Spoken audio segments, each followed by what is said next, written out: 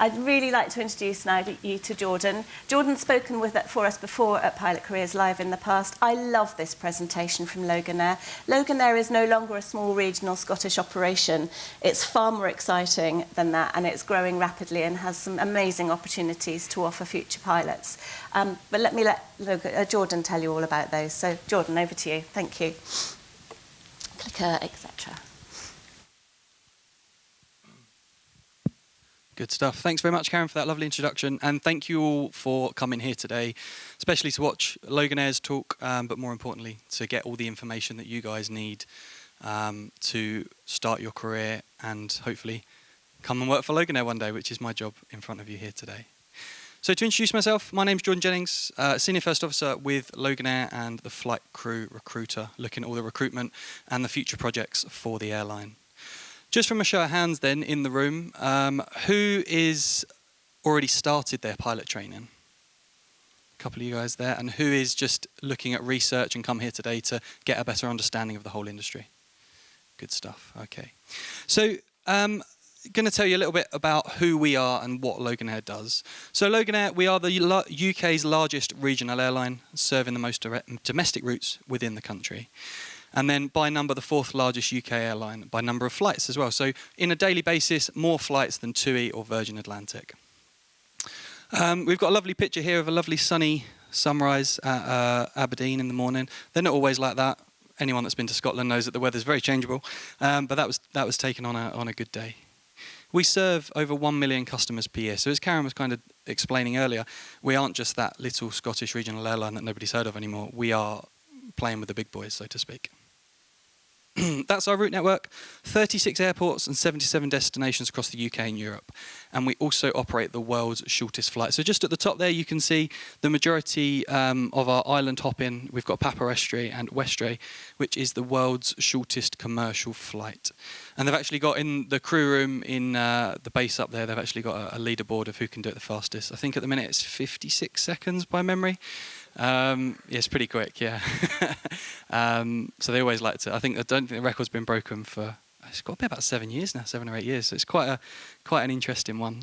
So yeah, if you ever get the chance to go out there and do a little bit of island hopping on our Islander, and maybe you might beat the record or be on the flight that beats the record. But as you can see, the majority of our operation is within the UK, and then out over there to Bergen, Stavanger, and Oslo. And Esbjerg. At the end, our main bases are in Scotland, but we have got a couple. We've got the Isle of Man, Londonderry, and some of the other bases down there. So you've got Newcastle as well. But that's a little bit about our route network, our fleet. We mainly fly ATR 4272s and the Embraer 145. Now, I'm not sure what anybody's heard about the ATR. It's the only propeller plane that comes into Heathrow, because that's where one of our routes at the moment as well. But it's been introduced for a fleet of the modern age. And we're going through a big fleet renewal program at the minute at Loganair. If you've been following the news, you'll see that we've just retired our Saab aircraft. The last one flew out of Glasgow a couple of months ago, last month, I think. And we're replacing them with environmentally efficient, spacious and comfortable ATR 42 and 72s to our fleet. We're expecting more deliveries of that aircraft this year for it to be expanded as our largest fleet within Loganair. We've also got the Embraer 145, which we use mainly for charters and the longer routes, which again is going through its cabin refurbishment program, which is due to be completed at the end of this year. And our fleet renewal program for the ATR is ongoing, and it's going to continue for the next couple of years. So as you can see, we are really growing as an airline every year.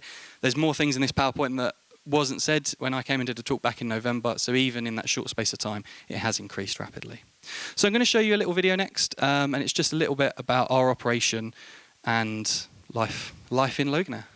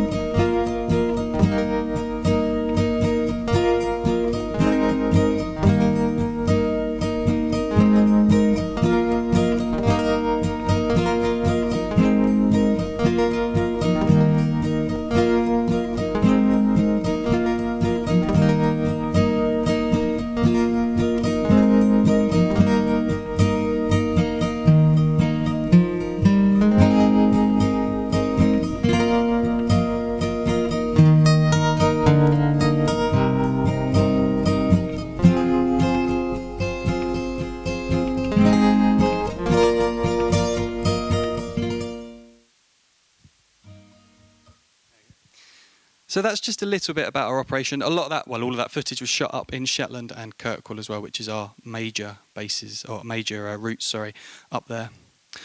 Stretching to the other end of the operation now, we have the Twin Otter. And the Twin Otter is the world's only scheduled flight to a beach, where the flight times are subject to the tide. And it's the only runway in the world that's washed twice a day.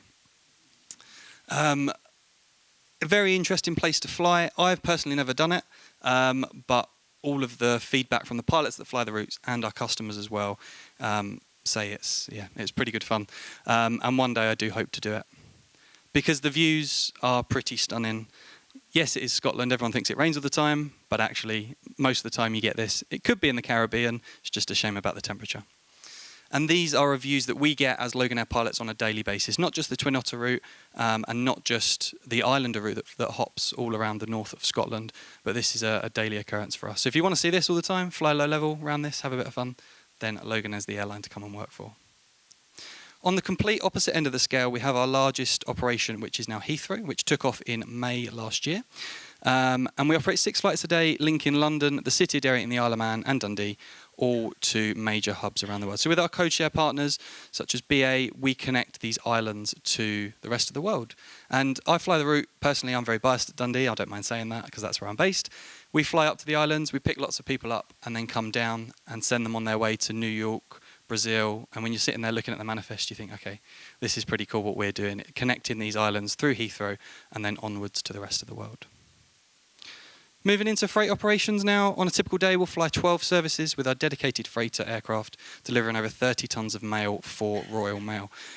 Again, which I'll talk about in a minute, are environmental projects of electrification of a ground fleet. All of the operation here is fully electric, so very sustainable, part of our Green Skies initiative, which I'll talk about in just a second. A lot of Amazon boxes, especially around Christmas. A lot of Amazon boxes, even more flights as well, just because the aircraft are just so full with Amazon boxes that we have to put on even more flights to get the presents to the islands as well. Touching briefly on our environment, we started our Green Skies initiative back in 2021, and we're the first UK regional airline to take such an ambitious step. We are aiming to be carbon neutral by 2040, and actually moving even closer to that by 2038 is the new projection. So we're actually going to beat our original projection of 2040. Fuel developments, fleet renewal programs such as the ATR, and a lot of R&D on the subject as well. And again, just a little video to explain what we do with the Green Skies.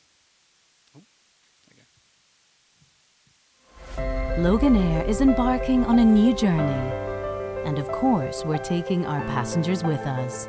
We're making a small change with a big difference for the future of our planet. We're introducing a carbon offsetting charge on all bookings to invest in carbon offsetting programs around the world that are accredited to the highest international standards. And we're not stopping there. Our final goal is to become carbon neutral by 2040. And any funds left over will help to develop innovative technologies that will make aviation more sustainable. We take great pride in being the first UK regional carrier to do this. But we're in this together. With your support, we can turn our skies green.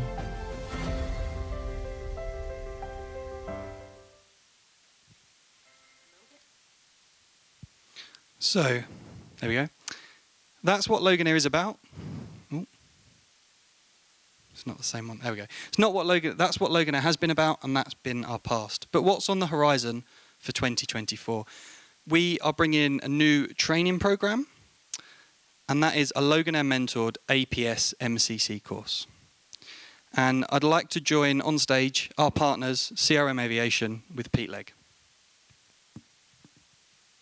Ladies and gentlemen, good morning.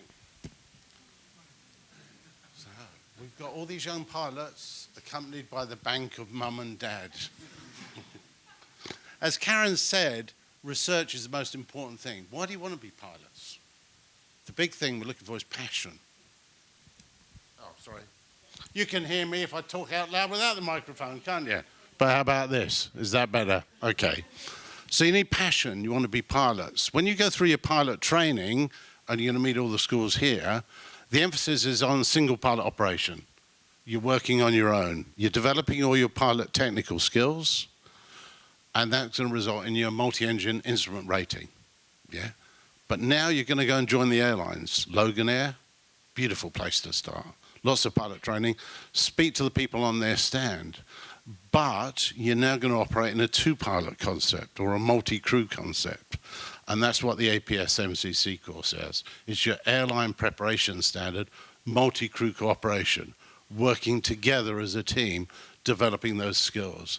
So we're going to work on what we call the soft skills, the pilot core competencies, your situational awareness, to develop those skills. If I said to you, who were Donna Dent, Sheila Dial, and Darren Walsh? Anybody know who they were? How about Jeffrey Stiles? No? You've all heard of what they did, but nobody in here knows who they are. What if I said Chelsea Sullenberger? Now do you know what I'm talking about? The Hudson Water landing? Who was the only person involved in that? Was it just Sully, all on his own? No, it was a team. They worked as a team together. Jeffrey Stiles, his first officer, ran through a myriad of checks.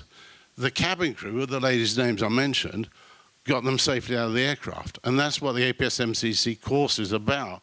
It's learning those competencies to work as a team. It's not just the two pilots on the flight deck, it's the cabin crew. It's your loaders. And that's what we do in the ground school. So we're going to teach you Loganair operations. What are Loganair's SOPs? So when you join Loganair as the airline, you've already got all the skills. How do we do that? We've got experienced instructors. People like myself, despite my dashingly good looks, I was forced to retire 3 years ago because I hit the grand old age of 65. But I've been a trainer and a training captain for nigh on, 15 years now.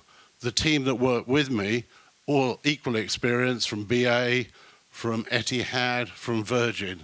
So we deliver those skills to you, and we're really excited to work with Loganair as our new partners. I pause. So what we've got here is what the course will involve. So anyone that's done research on an APS MCC knows that it's a very in-depth course for the next, for 3 weeks. And you get Loganair operation procedures, Loganair routes, Loganair manuals, and our ethos of fly-in. Why choose this course over anybody else?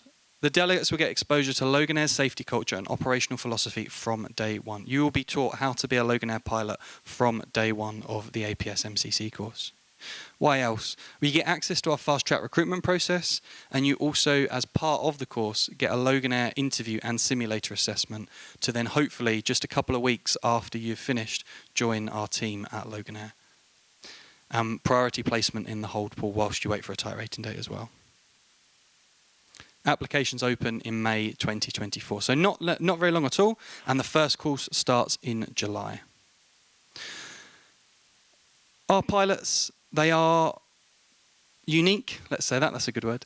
They are unique, they have a passion for flying, and the big one there, they demonstrate fantastic crew resource management, which is exactly what you'd learn on the Loganair mentored APS MCC course with CRM. All the information's online, or come and speak to us on our stand later on today. But we're really pleased to be working with CRM Aviation in this new venture. Thank you all for listening to us ramble on for the last 20 minutes. Anyone that wants to come and talk further about it, please come and see us on our stand or look online. And there's lots of information going around about it today, and I think you'll all be sent an email as well. But no, thank you very much, and have a good rest of your day.